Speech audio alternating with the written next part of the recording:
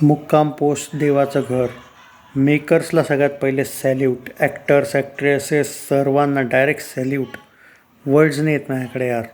Story writer salute you यार sir. म्हणजे वर्ड्सच नाहीत माझ्याकडे यार. इमोशनल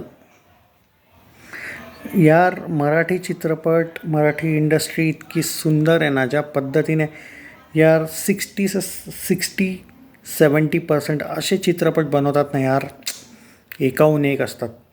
इट जस्ट दॅट की आपल्याला स्क्रीनचा कायम इश्यू येतो, जे मी बघितलं आहे.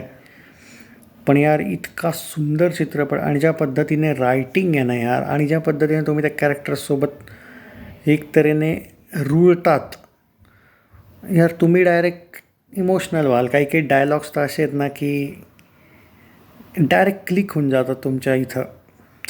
सुंदर यार, आउटस्टँडिंग. मला म्हणजे ट्रेलर बघितल्यावर असं एक सुंदर फील आलेला की यार म्हटलं आता इमोशनल तर खूप होणार आहे आपण, पण चित्रपट पण सुंदर. कधी कधी असं पण होतं ना की ट्रेलर नंतर फिलिंग मूवी बघितल्यावर काहीतरी वेगळीच येते.